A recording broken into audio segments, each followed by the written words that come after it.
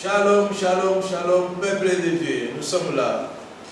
Un engagement, l'obéissance, un devoir que Dieu nous a donné, c'est d'évangéliser.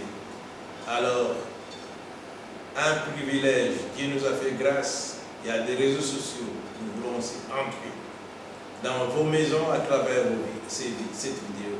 Nous voulons vraiment enseigner.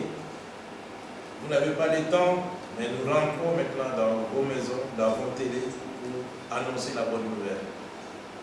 Que la parole de Dieu soit répandue partout dans le monde entier et apporter aussi la puissance de cette parole dans nos foyers, dans nos familles, surtout dans les lieux où nous fréquentons souvent. Nous sommes là, nous voulons que le Saint-Esprit puisse nous aider. Et comme d'habitude, nous annonçons que nous sommes à PDL. C'est la rue Paul Janson, numéro 55, ici à Montigny-600. Donc comme code postal, c'est 50-60. Voici les jours J et l'heure H pour vous dispenser cette étude biblique. Prions l'Éternel. Béni soit-il, Dieu Tout-Puissant, nous voulons, Père, faire ta volonté. Tu as dit, Père Saint, mes frères et sœurs, ceux qui font la volonté de mon Père. Et c'est pour cela, Père, nous avons opté, nous avons obéi à ta parole, Père Saint, pour dispenser, Père Saint, ces messages. Nous voulons aussi, Père, que tu puisses nous aider à travers cette vidéo, qui est de délivrer à travers cette parole qui est puissante, aussi d'amener une vérité à travers ces beaux messages que nous allons écouter. Que le Saint-Esprit puisse nous remplir, que vous soyez disposés aussi, vous qui vont regarder cette vidéo, que la main de Dieu puisse nous toucher à travers les messages que nous allons diffuser aujourd'hui. Nous sommes là pour faire le devoir de notre Dieu. Sois béni, sois aussi sanctifié, toi et ta famille, parce que tu vas suivre cette vidéo. Nous voulons, Père, que tu puisses toucher les âmes, que tu puisses aussi libérer les âmes qui sont en captif par les provorateurs de l'évangile éternel. Excusez-moi pour le terme, mais c'est ça le terme qu'on peut utiliser. Nous voulons que tes âmes soient sauvées à travers cette parole. Aussi remplir la bouche de l'instrument qui va parler à travers, qui va porter ces bons messages. Et nous voulons te lever cette prière aussi. Parce que tu vas nous donner des oreilles spirituelles pour comprendre ton message. Tu dois nous donner aussi de l'intelligence parce que sans toi, nous ne pouvons rien faire. C'est pour cela que nous voulons te lever cette soirée au nom de notre Seigneur Jésus-Christ, notre Seigneur et Sauveur. Amen. Amen. Oui, Seigneur, nous te louons, nous te rendons grâce. Béni sois-tu, gloire à toi, louange te soit rendue. Ce soir encore, Seigneur, nous voici rassemblés dans ton nom, tu es au milieu de nous. Que ton esprit règne en maître, que ta parole se fasse entendre. Que nous ne retournons pas à toi sans avoir fait ta volonté. Et que toute la gloire te revienne. Gloire au Père, gloire au Fils et gloire au Saint-Esprit. Amen. Amen. Merci Seigneur, car ce soir tu nous fais encore un privilège de nous réunir sur ton saint regard à Péniel pour cette étude biblique. Merci Seigneur, car c'est toi qui vas nous fortifier, nous relever, nous encourager et nous guérir à travers ta sainte parole qui est vraie, qui est une lampe sur notre chemin. Donne à chacun le discernement, la sagesse, l'intelligence et remplis-nous de ton amour afin que nous puissions, Seigneur, comprendre ta parole, mais surtout ce que tu attends de nous. Agis dans chaque cœur comme toi seul peux le faire. Et gloire te soit rendue dans le beau nom de Jésus-Christ, notre Sauveur. Amen. Amen. Voilà, nous sommes là pour rentrer dans les vifs sujets de notre étude biblique. Nous avons opté de prendre des sujets très importants qui nous amènent encore des discussions, mais les Saint-Esprit doivent nous aider. Et nous allons laisser la place à notre pasteur Christian Dexo. Pasteur Christian Dexo. Qui sont les anges? Alors, avant de commencer, il faut savoir ce qu'est la définition du mot ange. Un ange, c'est un messager. Le messager peut être céleste, il peut être terrestre. L'ange, c'est le mot aussi qui est donné, je vais dire, parfois à Jésus. On peut dire qu'il est l'ange des anges. Rappelez-vous, dans le buisson ardent, il dira, tu leur diras, je suis, ils m'ont envoyé. Et Jésus dira aux Juifs, avant qu'Abraham fût, je suis. Ainsi donc, on nous dit dans la Bible que l'ange de l'Éternel lui est apparu. Alors, on peut dire qu'il y a des myriades d'anges dans le ciel, des armées innombrables que l'on ne peut pas compter. Il y a aussi, je vais dire, des créatures, je ne sais pas si on peut les appeler des anges, mais ce sont des créatures célestes, saintes et glorieuses, telles que par exemple les séraphins. Les séraphins, ce sont ceux dont parle Ésaïe, je pense que j'ai noté ici un petit instant, Ésaïe chapitre 6, versets 2 et 3, ce sont des créatures avec deux ailes qui couvrent leur visage, deux ailes qui couvrent leurs pieds et deux ailes pour voler. Elles se tiennent devant le Seigneur. Puis nous avons les chérubins. Les chérubins, c'est plutôt des protecteurs, peut-être même des guerriers.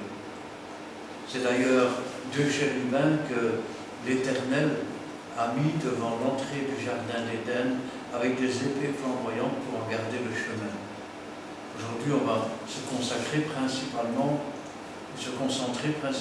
sur les anges, les messagers, principalement les anges du ciel.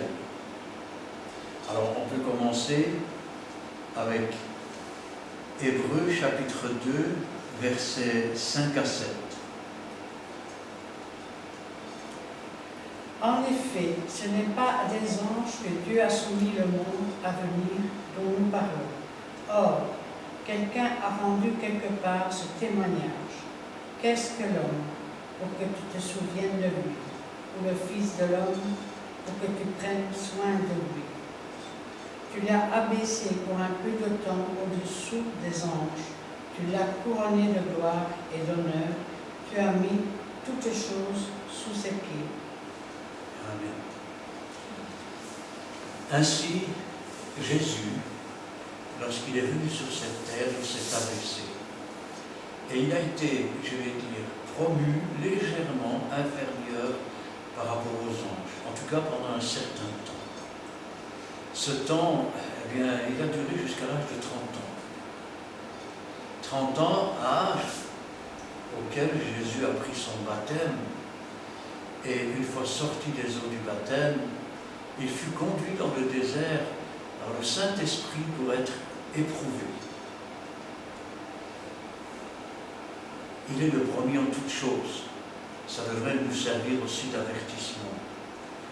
Nous nous sommes engagés pour Dieu, et maintenant le Saint-Esprit va nous conduire de façon à ce que nous soyons éprouvés. La Bible nous dit d'ailleurs, au sujet des ministères, qu'on les éprouve d'abord et qu'ils exercent ensuite. Jésus a ainsi été éprouvé pendant 40 jours sur une montagne, et la Bible nous dit qu'après avoir résisté, je vais dire, à toutes les attaques du diable, alors les anges sont venus et l'ont servi. Amen. Ça veut dire que pendant tout le temps, avant d'avoir été éprouvé dans cette chair humaine, parfaitement homme, parfaitement Dieu, il avait été fait inférieur aux anges. Mais à partir du moment où il a été éprouvé, il a été élevé supérieur aux anges. Et les anges sont venus le servir. Dans le verset 13 du chapitre 1, on nous le dit d'ailleurs autrement, « Auquel des anges a-t-il jamais dit, assieds-toi à ma droite jusqu'à ce que je fasse de tes ennemis ton marchepied » Et qu'est-ce qu'ils sont? Ne sont-ils pas tous des esprits au service de Dieu, envoyés pour exercer un ministère en faveur de ceux qui doivent hériter le salut? Alors, les anges sont des esprits qui sont au service de Dieu. Et quand on nous dit qu'ils sont au service de Dieu, c'est principalement pour ceux qui acceptent Jésus-Christ. Amen. Ainsi, la Bible nous dit, l'ange de l'Éternel campe autour de ceux qui le craignent et les arrache au danger. Il dit aussi, il donnera des ordres à ses anges pour qu'ils te portent sur les mains de peur que ton pied ne heurte contre une pierre. Alors, quand je pense à ça, je dis quand même, c'est quelque chose de fabuleux de savoir que les anges, finalement, une partie des anges sont au service de Dieu pour exercer un ministère en notre faveur, en la faveur des enfants de Dieu qui ont accepté Jésus. C'est ainsi, par exemple, que déjà dans l'Ancien Testament, l'ange de l'Éternel est apparu à Manoah quand ils ont eu ce fils Samson. L'ange de l'Éternel est apparu, je vais dire, à Agar quand elle était dans le désert et que l'enfant avait soif. Ainsi, les anges travaillent, je vais dire, dans le ministère pour les hommes. Mais les anges ont aussi un travail dans le ciel. Alors, quelle est la nature des anges? Nous voyons ici que ce sont des esprits, mais pas n'importe quel esprit. Parce que, rappelez-vous qu'il y a les anges et les anges déchus. En ce qui concerne les anges déchus, ils ont quitté leur demeure première, c'est-à-dire leur habitat dans lequel, un peu comme nous, nous habitons dans une tente et nous espérons revêtir notre domicile céleste, c'est-à-dire ce corps glorieux. Eux étaient dans un corps glorieux, ils ont quitté ce corps glorieux après leur défaite et sont devenus des esprits errants, ce que l'on appelle des esprits méchants, ce que l'on appelle des puissances dans les lieux célestes. C'est pour ça que la Bible nous dit que nous n'avons pas à lutter contre la chair et le sang, mais contre les esprits méchants dans les lieux célestes. Alors, les anges, eux, ont gardé leur demeure. Cependant, comme dans toute chose, il y a des hiérarchies. Vous avez des anges et puis vous avez des archanges. Les anges sont mis principalement au service des enfants de Dieu, notamment pour, je vais dire, les garder, notamment pour envoyer des messages. Vous avez aussi le Saint-Esprit qui joue quelque part le rôle d'ange, puisque ouvre ta bouche et je la remplirai. Le Saint-Esprit prend de ce qui est au Père, nous l'apporte. Il est donc aussi un messager. Il faut savoir ceci, c'est qu'un pasteur d'église, un ancien, un diacre, un évangéliste, les 5 ministères sont aussi des anges. Pourquoi? Parce qu'ils sont les messagers de Dieu. Alors, parlons maintenant de la nature des anges célestes. Bien sûr, on ne peut pas prendre tous les passages qui nous parlent des anges, parce qu'alors on serait dans la lecture jusque demain matin. Nous sommes dans Matthieu chapitre 22 et le verset 30. Oui, Matthieu 22, verset 30. Car à la résurrection, les hommes ne prendront point de femmes, ni les femmes des maris, mais ils seront comme les anges de Dieu dans le ciel. Amen. Amen. Alors, voilà la nature des anges. Les anges, ce sont des créatures spirituelles, revêtues d'un corps qui peut être manifesté de plusieurs façons. Il peut être invisible. Rappelez-vous l'histoire de ce prophète qui était sur son âne et qui n'avait pas vu l'ange qui était en face et qui était pourtant l'épée nue à la main. Ils peuvent apparaître comme des hommes. C'est d'ailleurs la raison pour laquelle il est marqué dans la Bible. Pour avoir fait preuve d'hospitalité, certains ont reçu des anges sans même le savoir.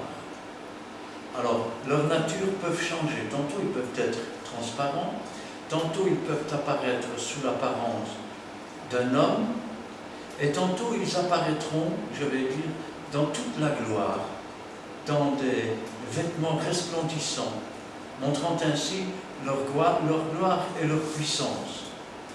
Alors, la Bible nous dit qu'à la résurrection, on ne prendra pas de femme, on ne prendra pas d'homme. Ça veut dire qu'il n'y aura pas de mariage. On sera, nous aussi, sur ce plan-là, comme les anges. C'est-à-dire nous serons dans des corps glorifiés, nous serons éternels, et quand nous serons éternels, nous n'aurons plus besoin de prévoir la génération suivante. Les anges sont pareils, à l'exception des anges déchus. Des anges déchus qui ont vu que les filles des hommes étaient belles, et ils en ont pris pour femmes du temps de Noé. Ce furent ces géants qui vécurent dans le temps. Prenons maintenant dans le livre de Job, chapitre 1, le verset 6 et 7. Or, les fils de Dieu vinrent un jour se présenter devant l'Éternel, et Satan vint aussi au milieu d'eux. L'Éternel dit à Satan, « D'où viens-tu » Et Satan répondit à l'Éternel, « De parcourir la terre et de m'y promener. » Voilà ce que la Bible nous raconte au sujet de Job. Les anges sont appelés les fils de Dieu. Et tout à l'heure nous avons parlé des anges déchus, et ici, les fils de Dieu, comme il est dit, cet instant, les fils de Dieu vinrent un jour se présenter devant l'Éternel. Satan étant toujours dans les lieux célestes, eh bien, il est un peu, je vais dire, comme la stratégie de certaines armées qui ont copié sur la Bible. Je tiens mes amis près de moi, mes ennemis encore plus près. Ainsi, Dieu surveille ce que Satan fait. Et Satan, lui, il est comme un petit gosse qui raccuse du matin au soir. Il accuse les frères jour et nuit. Et les fils de Dieu, ça nous parle beaucoup parce que quand on dit que les anges sont des fils de Dieu, ça veut dire qu'ils ont été créés par Dieu. Ils ont été créés, je vais dire, à un niveau supérieur. Ils sont devant la face de Dieu, ils servent Dieu. Quand l'homme a été créé, l'homme était le roi de la terre. Et Dieu passait le soir dans le jardin. Ça veut dire que quelque part, l'homme dans le jardin d'Éden ne pouvait pas accéder vraiment devant la face de Dieu comme il le voulait. Alors quand on a demandé aux anges de servir les hommes, mais quelque part, il y en a qui n'ont pas été contents. Et il y en a qui ont voulu prendre la place de Dieu. C'est le cas de Astre-Briand, c'est le cas d'un tiers des anges. Et ils se sont fait rabrouer. Ainsi, l'homme a été créé par Dieu, les anges ont été créés par Dieu, les archanges ont été créés par Dieu, parce qu'au départ, alors qu'il n'y avait encore rien, il y avait Dieu le Fils, Dieu le Saint-Esprit et Dieu le Père. Et c'est alors qu'ils ont commencé, on ne sait pas combien de temps, je vais dire, ils ont mis avant de commencer, puisqu'ils n'ont pas de commencement de jour et pas de fin de jour, ils ont décidé de créer. Et quand ils ont créé, ils ont commencé par créer un univers autour d'eux, avec les anges, avec les archanges, avec les chérubins, avec les séraphins, pas confondre avec les téraphins. Les téraphins sont des statuettes d'idoles multiples. Et ensuite, après avoir, je vais dire, engendré tous ces anges, archanges et séraphins, ils ont décidé de créer une terre avec les hommes. Ça veut dire que les anges ne sont pas de toute éternité. Depuis leur création, ils vivent et ils continueront à vivre éternellement quand ils restent dans la gloire de Dieu. Ce n'est pas le cas des anges déchus et de Satan qu'eux vont être jetés dans les temps ardents de feu qui ne s'éteint jamais.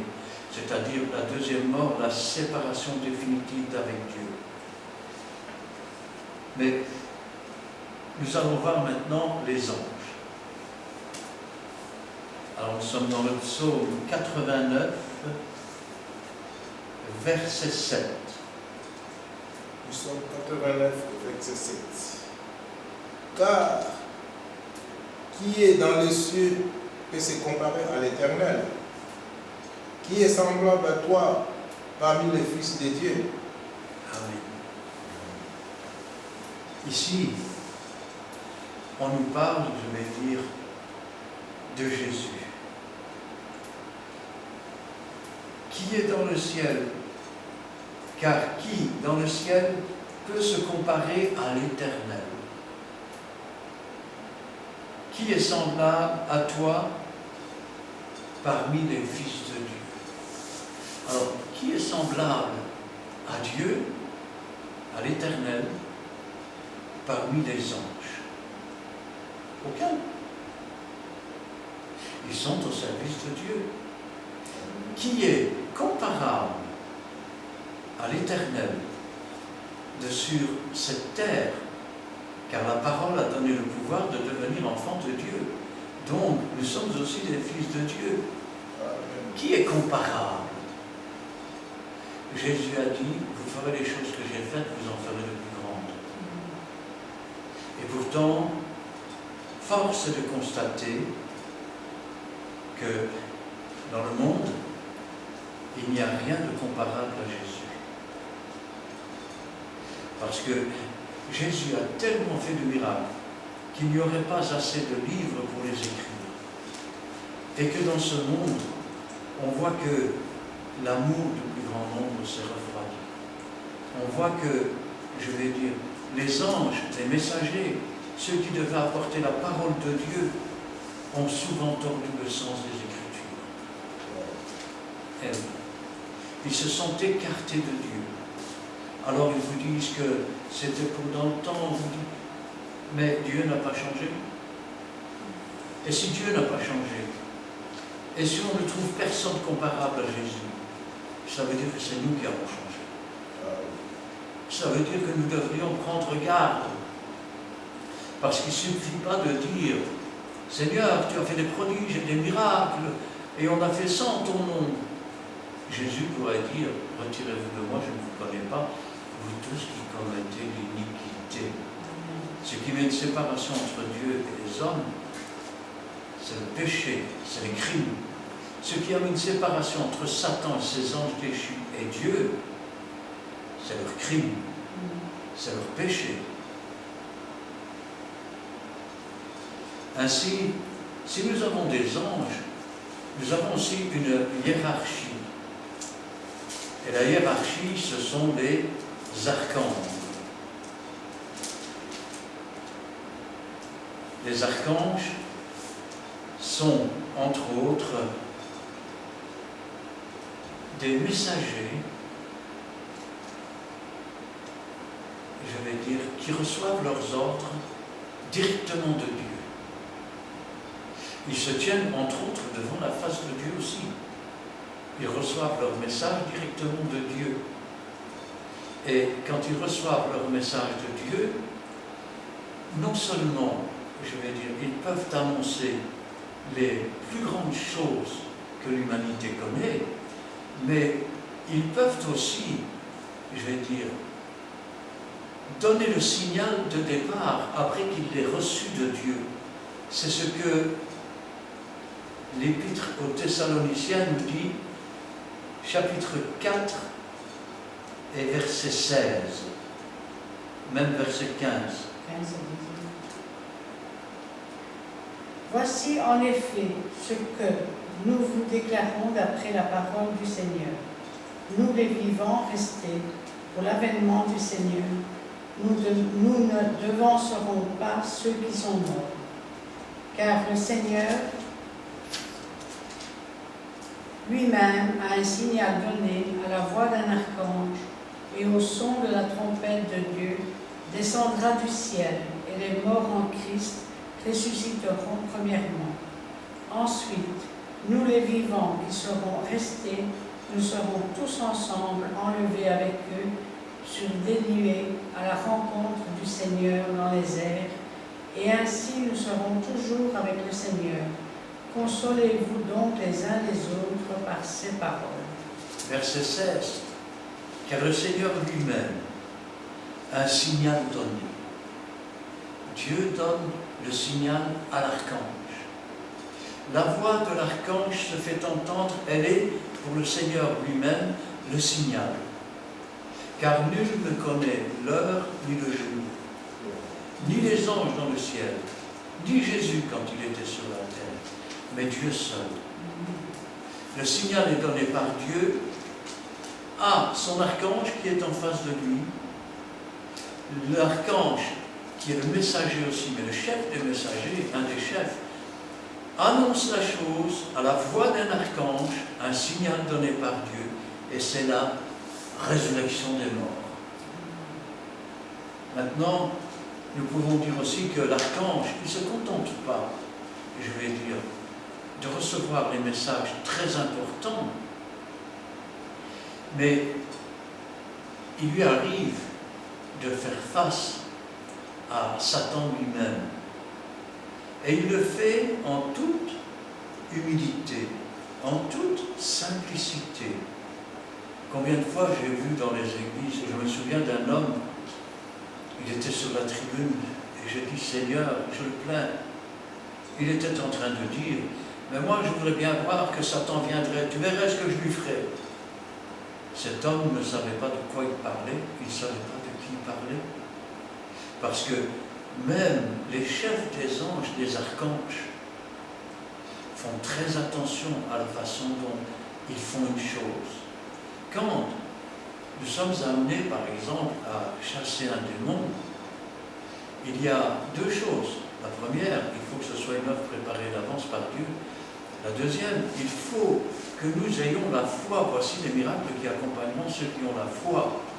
Alors, en son nom, et selon les instructions du Saint-Esprit, nous pouvons donner ordre à l'Esprit de sortir.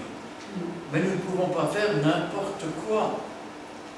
Ainsi donc, nous changeons de passage. Un instant, voilà. Et nous allons voir que les archanges, eux, sont bien plus prudents que cet homme qui se trouvait sur la tribune. Nous sommes dans l'épître de Jude, au verset 9 et 10. Épître de Jude, le verset 9 et 10. Or, l'archange Michel, lorsqu'il contestait avec le diable et disputait le corps de Moïse, nous a pas porté contre lui un jugement injurieux. Mais il dit que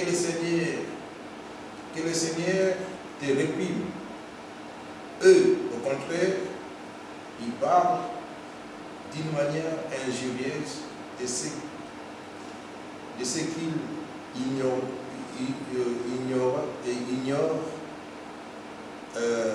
et qu'ils se corrompent de ce qu'ils savent naturellement comme le brut. Comme des brutes. Comme des brutes. Comme le brut. Voilà la nature humaine et la nature de l'archange. L'archange, s'il est chef des anges, c'est justement parce qu'il garde son calme. Il sait qu'il a la puissance de Dieu. Il sait qu'il pourrait aller beaucoup plus loin. Mais il ne se le permettra pas. Il ne se permettra même pas, je vais dire, de parler mal à Satan. Même s'il pourrait le faire, même s'il en a la puissance. Parce qu'il sait qu'il y a un temps pour toute chose. Amen. Il y a un temps pour toute chose. Et lorsque, je vais dire, Satan disputait le corps de Moïse, l'ange ne lui a pas dit « arrière de moi, va-t'en, au nom de Jésus, ou au nom de l'Éternel ». Non, il lui a dit « attention, prends garde, c'est Dieu qui va te réprimander ». Amen. Comment Dieu le réprimanderait-il? Il ne faut pas oublier qu'un ange, ce n'est pas un homme, proprement dit. Bien que l'ange terrestre, c'est-à-dire celui qui a le ministère, il ouvre sa bouche, c'est quelqu'un d'autre qui la remplit. L'ange dans le ciel, il est d'une autre nature. Dieu peut tout aussi bien mettre sa parole dans la bouche de l'archange, il peut aussi mettre sa force et sa fureur dans la bouche de l'archange. Comme il l'a fait autrefois pour des patriarches comme David, qui en avait tué 10 000, ou qui avait coupé la tête de Goliath. Alors l'archange, lui, il travaille avec prudence, il travaille avec humilité, il travaille avec simplicité. Il ne se heurte pas devant les actions qu'il voit devant lui. Alors que l'homme, souvent, eh bien, c'est une brute. Rappelez-vous ce que disait Jésus. Celui qui prendra l'épée périra par l'épée. Nous savons aussi que les archanges, ils ne se contentent pas de parler. Ils combattent. Quand l'heure est là, il n'y a plus à discuter. C'est-à-dire qu'ils sont un avec Dieu. Ils connaissent la pensée de Dieu. Ils savent ce que Dieu attend d'eux. Comment Dieu veut qu'ils agissent. Et quand ils combattent, ce sont des furieux, je vais dire, combattants. Pourquoi? C'est un peu comme Israël, devant la forteresse. Ils crient, ils frappent du pied, ils jouent de la trompette et les murailles tombent. Et ils prennent la ville. Quand ils rentrent dans le pays, c'est Dieu lui-même qui chasse les nations petit à petit. Pas trop vite, sinon les bêtes sauvages vont l'habiter, ils vont être embêtés. Alors, quand l'archange combat, ce ne sont pas des combats ordinaires. Vous savez, je me souviens dans la Bible, je ne l'ai pas pris, mais il y a ce texte où il y avait un homme qui priait et à un moment donné, il reçoit une réponse d'un ange. Le premier jour, ta prière est montée jusqu'à nous. Et il y a eu une guerre dans le ciel. Et voilà, je viens t'apporter la bonne nouvelle. Ça veut dire que chaque fois qu'il y a un combat et une lutte sur cette terre, en réalité, comme dit la Bible, nous n'avons pas à lutter, je vais dire, contre la chair et le sang, mais contre les esprits méchants dans les lieux célestes. Et c'est là que se font les combats. Nous avons ici dans Apocalypse, chapitre 12, versets 7 et 8, nous avons le combat de l'archange Michel, celui qui avait dit « Prends garde que Dieu ne te réprimande avec calme ». Il faisait exactement ce que Dieu lui disait en toute humilité, mais quand Dieu lui dit « Maintenant, attaque », il attaque. Il n'a aucune peur. Il sait que Dieu est avec lui et que c'est la victoire que Dieu lui offre. Apocalypse chapitre 12, versets 7 et 8. Et il y eut guerre dans le ciel. Michel et ses anges combattirent contre le dragon. Et le dragon et ses anges combattirent, mais ils ne furent pas les plus forts, et leur place ne fut pas trouvée dans le ciel. Et il fut précipité le grand dragon, le serpent ancien, appelé le diable et Satan, celui qui séduit toute la terre. Il fut précipité sur la terre, et ses anges furent précipités avec lui. Et voilà. Cet ange qui était si humble, si doux, prends garde que Dieu ne te réprimande. Il peut être aussi une furie dans le combat. Combien de fois Israël a combattu avec très peu d'hommes, quand en face il y avait une véritable armée, mais parce que l'ange de l'Éternel était avec eux et que l'Éternel était avec eux, ils remportaient la victoire. Pour les anges, c'est pareil. Et c'est là aussi, je vais dire, où il faut savoir quand il faut agir et quand on ne peut pas agir.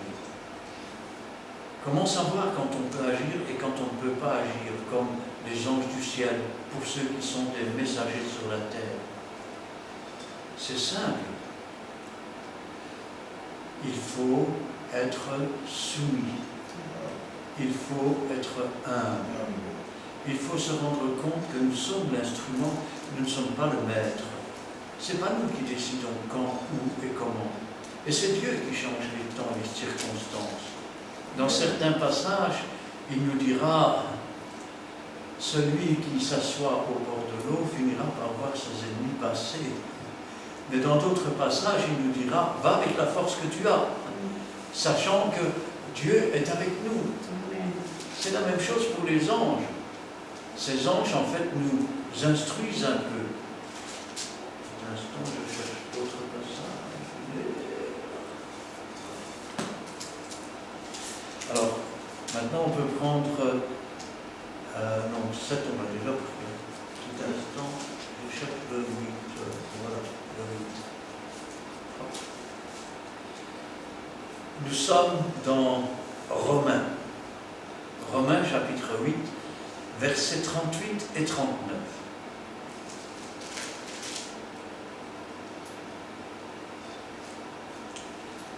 Car, voilà, nous sommes dans le livre de Romains, chapitre 8.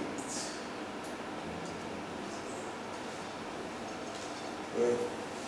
Car j'ai la science que ni la mort, ni la vie, ni les anges, ni les dominations, ni les choses présentes, ni les choses à venir, ni la puissance, ni la hauteur, ni la profondeur, ni aucune autre créature ne pourra nous séparer de l'amour de Dieu, manifesté en Jésus-Christ, notre Seigneur.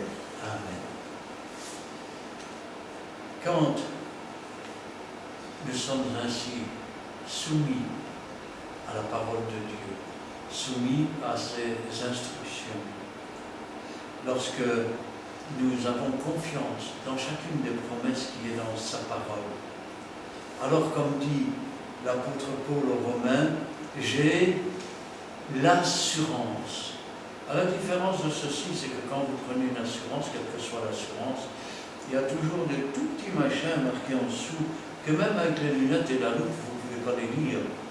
Mais dans la Bible, toutes les lettres ont la même taille, et toutes sont parfaitement lisibles. Il n'y a rien de caché. Le Saint-Esprit nous révèle. S'il y a quand même des choses cachées, nous connaissons en partie, nous prophétisons en partie, c'est vrai. Mais tout ce que le Saint-Esprit nous donne à connaître est oui et amen. C'est pour cela que nous avons l'assurance. Nous avons, je vais dire, une ferme assurance. Nous sommes inébranlables dans la foi. Car nous savons que la mort ne peut pas nous séparer de Dieu.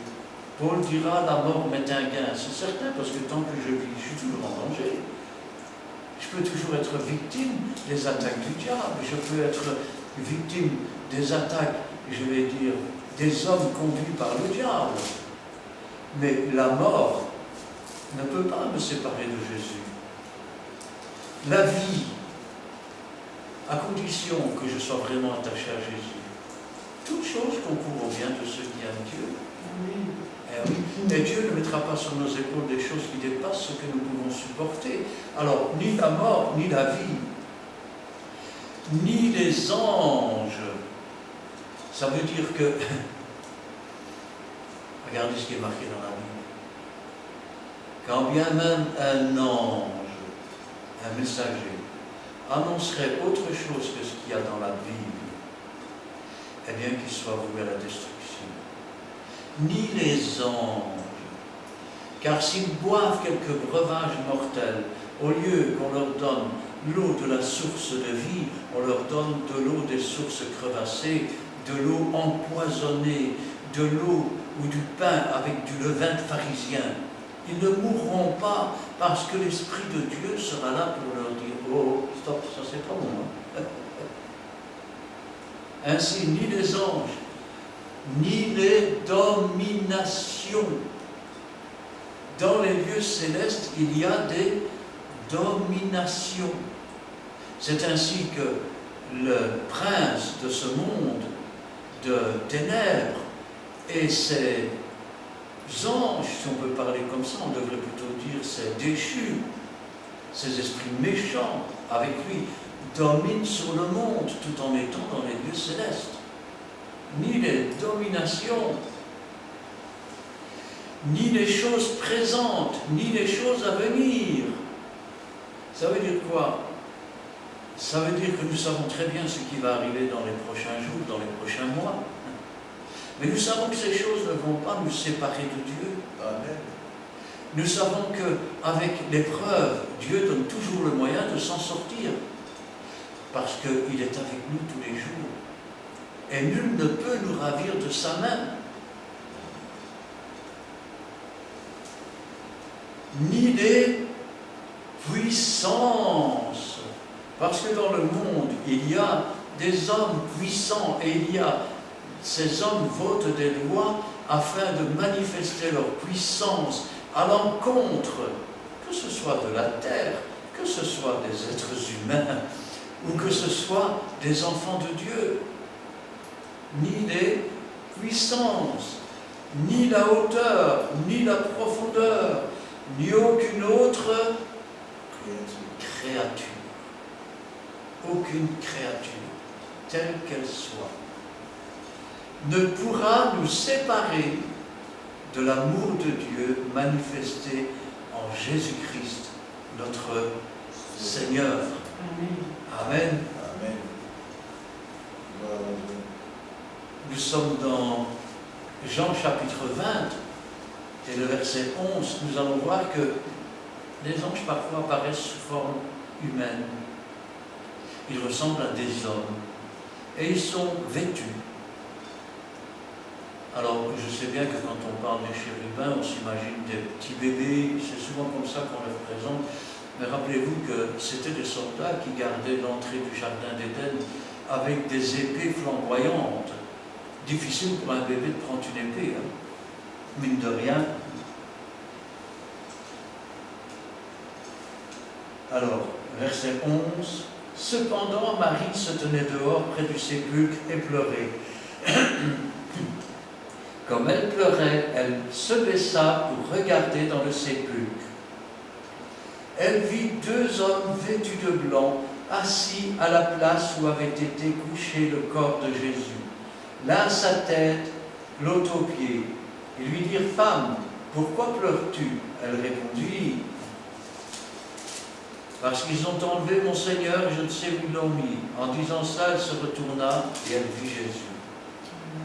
À d'autres femmes, ils vont dire, « Pourquoi cherchez-vous parmi les morts celui qui est vivant ?» Il s'agit de véritables anges.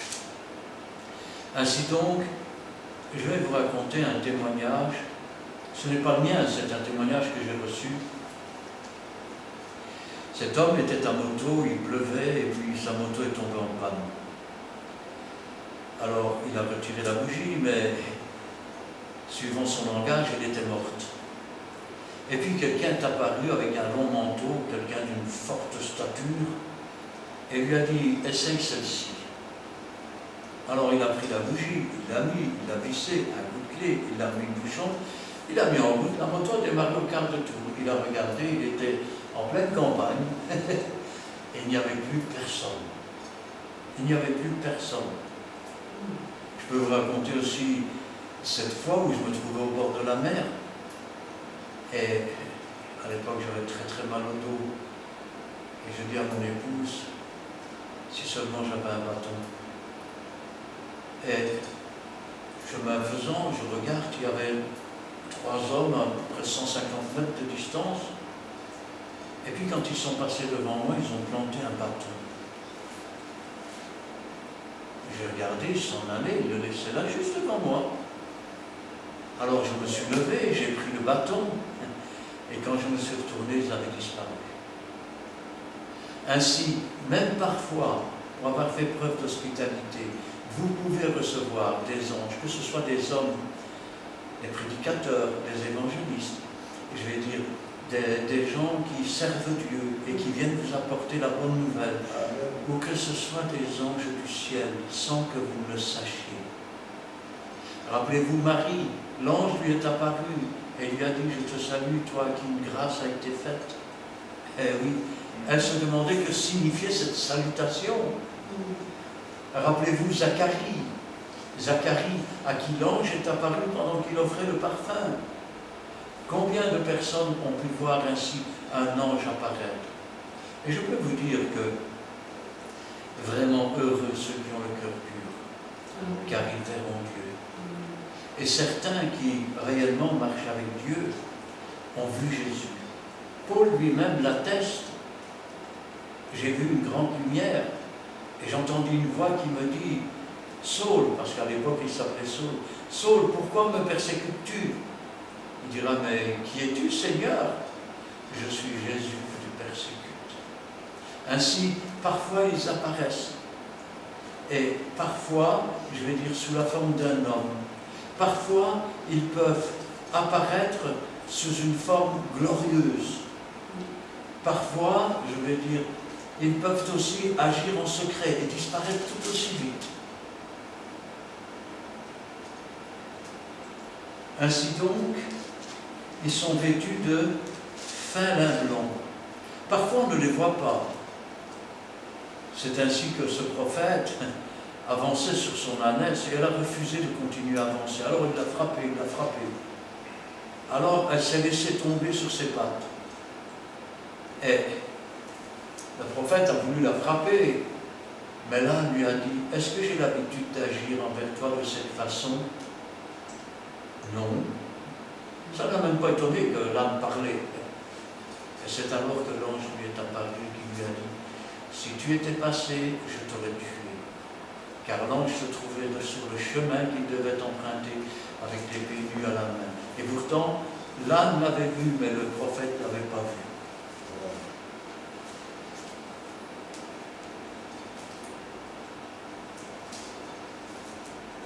Alors, les anges, on ne sait pas exactement combien il y en a. Ce qu'on sait, c'est qu'il y en a des myriades, il y en a même des myriades et des myriades. Et que, pour reprendre le langage romain, Jésus lui-même nous parlait de ce qu'il pouvait invoquer son Père et qu'il aurait envoyé immédiatement des anges.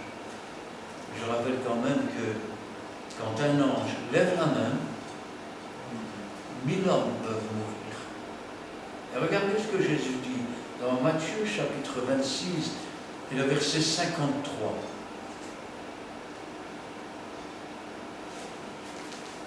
Penses-tu que je ne puisse pas invoquer mon Père, qui me donnerait à l'instant plus de 12 légions d'anges? 12 légions d'anges. Alors, pour ceux qui ne savent pas, une légion d'anges, en général, elle est faite de 3 cohortes. La cohorte, c'est entre 120 et 200 hommes. En général, ça comptait 200 hommes. La cohorte contenait 2 centaines, c'est-à-dire des centeniers, chefs de cent. Et dans une légion, il y avait normalement 3 cohortes de 200 hommes, soit 600. Et Jésus nous dit 12 légions. 12 légions d'anges. Il dit, crois-tu que je ne pourrais pas invoquer mon Père et qu'il m'enverrait sur le champ 72 000 anges?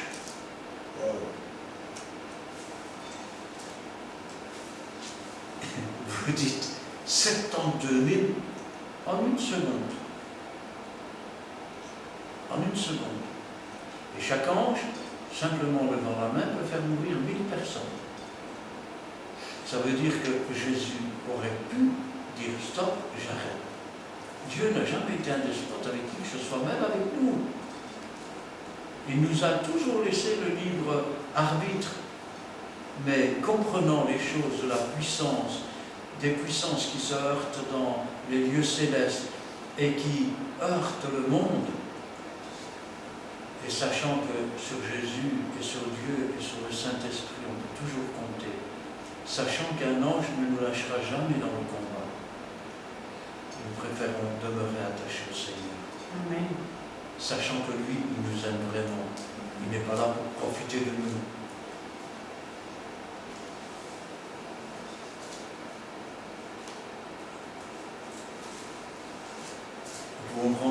maintenant dans 1 Corinthiens chapitre 13, et là nous voyons que il y a le langage des hommes, mais il y a aussi le langage des anges.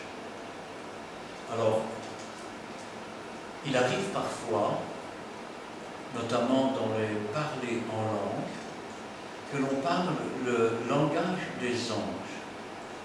C'est-à-dire que s'il n'y a pas d'interprétation dans l'Église, mieux vaut se taire. Et quand on parle le langage des anges, c'est souvent pour notre propre édification.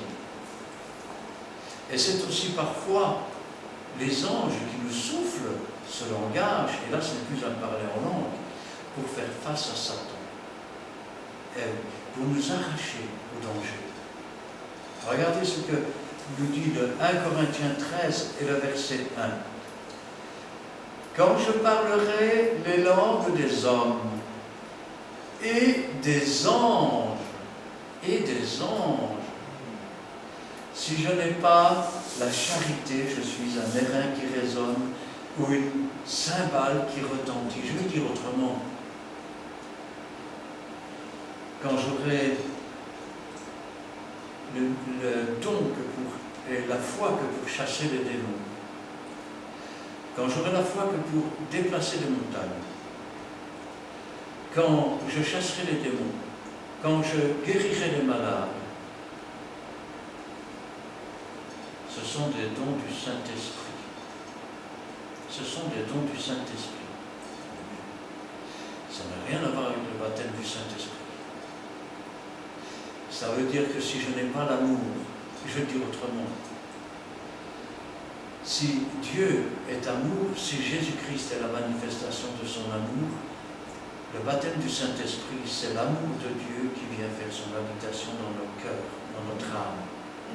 Si je n'ai pas cet amour, tout cela ne me sert à rien. Tout cela ne me sert à rien. C'est pour ça qu'un jour, des gens diront, mais Seigneur, t'enseigner dans notre vie, on a fait des prodiges, des miracles en ton nom. Retirez-vous de moi, je ne vous connais pas. Judas aussi était apôtre. Et vous dites, oui, mais Jésus était avec lui. Arrêtez, quand les apôtres étaient dans l'église avec Pierre et que Jésus était dans le ciel, n'est-ce pas Pierre qui a nommé un apôtre? N'est-ce pas lui qui a pris la direction de l'église selon qu'il avait été nommé pasteur? Alors c'était les apôtres. Le ministère ne signifie pas qu'on est baptisé du Saint-Esprit. Les dons ne signifient pas qu'on est baptisé du Saint-Esprit. Je pourrais même parler le langage des anges sans être baptisé du Saint-Esprit. Eh oui. Ce qui est important, ce n'est pas, je vais dire, de rechercher ceci ou cela. Paul disait lui-même, je parle en langue plus que vous tous. Mais je voudrais encore plus que vous prophétisiez. Parce que celui qui parle en langue s'édifie lui-même, celui qui prophétise parle au peuple. Et Dieu pourrait dire, je voudrais que vous prophétisiez tous, mais je voudrais encore plus que mon Esprit Saint vienne habiter en vous, que vous deveniez le temple de l'Éternel, une maison de prière, parce qu'alors vous serez comme déjà spirituellement comme les anges dans le ciel. Vous saurez quand vous devez vous taire, vous saurez quand vous devez reprendre et censurer, vous saurez quand vous devez être doux et humble, vous saurez aussi quand vous devrez combattre avec la rage de l'Éternel, avec la puissance de l'Éternel et avec la victoire de l'Éternel, pour que ceux qui sont opprimés soient renvoyés libres, pour que ceux qui sont malades soient guéris, pour que ceux qui sont aveugles puissent voir, pour que ceux qui sont sourds puissent entendre, et que ceux qui sont muets puissent ouvrir la bouche pour glorifier et louer Dieu, pour que ceux qui sont perdus voient enfin la véritable lumière. Amen. Amen. Gloire à Dieu.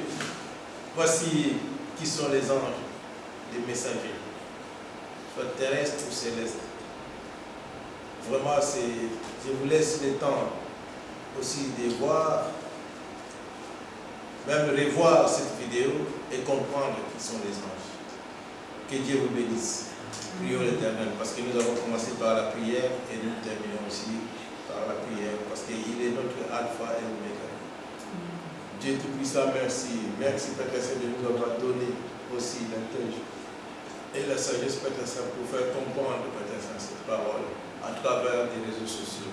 Père, c'est un média que tu nous donnes aussi à cette génération pour répandre ta parole. C'est notre devoir. Tu nous as donné ce devoir, tu nous as donné cette force. Parce que, Père, c'est pas parce que nous sommes plus forts, non. C'est toi qui nous donnes la force. Sois l'élu, sois sanctifié, Père Saint. Toute personne qui regardera cette vidéo, bénis cette personne abondamment. Nous te remercions, nous te glorifions, Père Saint. Aussi, Père Saint, bénis notre chemin de retour. Aussi, Père, nous voulons te rappeler, Père Saint, que tu es le sceptre et nous sommes les serments. Nous sommes là, Père Saint. Ni, Père Saint, ton bras n'est pas pour nous sauver. Sauver ton peuple, Père Saint, à travers cette parole. Sois glorifié, sois sanctifié, Père Saint. Et aussi, ressuscite aussi ces besoins, Père Saint, cette soif, Père Saint, pour ta parole, Père Saint, dans notre vie. Nous voulons te connaître à travers ta parole. Nous voulons, Père Saint, diffuser ces tout, répandre ta parole à travers le monde entier. C'est pour cela, Père, béni soit-il, Père Saint. Nous voulons te laisser notre première place dans notre vie. Sois glorifié, Père Saint. C'est pour cela, Père, nous voulons te laisser cette prière dans le nom précieux de notre Seigneur et Sauveur, Jésus-Christ de Nazareth. Amen. Amen. Oui, Seigneur, nous te louons, nous te rendons grâce. Béni sois-tu, gloire à toi, louange te soit rendue. Ta parole est la vérité, elle est la vie, Seigneur. Que la puissance de ton esprit s'empare, Seigneur, de ce message, qu'il puisse toucher les cœurs, les âmes, Seigneur, et que ceux qui l'entendent puissent grandir, jusqu'à saisir, Seigneur, toutes tes promesses et comprendre que nous ne sommes pas seuls sur cette terre. Jésus est avec nous tous les jours. L'ange de l'Éternel campe autour de nous et les anges sont à notre service. Et le Saint-Esprit nous donne des dons, et Jésus donne les ministères. Et Dieu répand son amour dans nos cœurs, dans nos vies. Que ta volonté soit faite, Seigneur, et que toute la gloire t'en revienne. Gloire au Père, gloire au Fils, et gloire au Saint-Esprit. Amen. Amen. Merci, Éternel Tout-Puissant, pour cette étude que nous avons eue en ta présence, pour cette connaissance que tu donnes à chacun par ton Saint-Esprit. Donne-nous de bien la comprendre, de la méditer, de l'accepter et de faire ta volonté en mettant en pratique cette parole qui est vraie, ces préceptes, tes ordonnances, afin, Seigneur, d'être sur le bon chemin. Que cette parole agisse aussi dans tout un chacun, tous ceux qui regardent cette vidéo, qui vont l'écouter, afin qu'elle pénètre en nous comme une épée à double tranchant, et qu'elle ne retourne pas à toi sans avoir fait aucun effet. Qu'elle les fortifie, qu'elle les relève, qu'elle les encourage, qu'elle les guérisse, et qu'elle agisse comme toi tu le veux, ô Dieu Tout-Puissant. Agis dans chaque cœur. Et vous qui êtes là à regarder jeudi après jeudi ces vidéos, ne restez pas indifférents, mais manifestez-vous par un like. Et n'hésitez pas à partager à un grand nombre cette vidéo, afin que la parole de Dieu soit diffusée et propagée dans le monde entier. Merci pour tout cela, ô Dieu Tout-Puissant, car tu es un Dieu d'amour et tu regardes à tous les cœurs, à tous ceux qui te sont fidèles, et tu agis comme tu le veux et quand tu le veux. Merci. Gloire au Père, au Fils et au Saint-Esprit. Amen. Amen. Voici, nous sommes toujours là. Et la prochaine vidéo, on attend vos questions. On va répondre par rapport à vos questions pour faire un sujet de notre étude biblique pour jeudi prochain. Donc, on vous salue tous, toute l'équipe est là, nous sommes complets. Ce n'est pas 4, là où 2 ou 3 signent, le Saint-Esprit est au milieu de nous. Nous sommes exactement les normes que le Saint-Esprit nous dit d'être. Donc nous travaillons dans la qualité et dans aussi la sagesse que Dieu nous donne. Nous sommes toujours là, c'est Péniel, c'est la rue Paul-Janson 5 à 5, à Montigny 600, 60-61. Que Dieu vous bénisse abondamment. À la prochaine. Bye bye.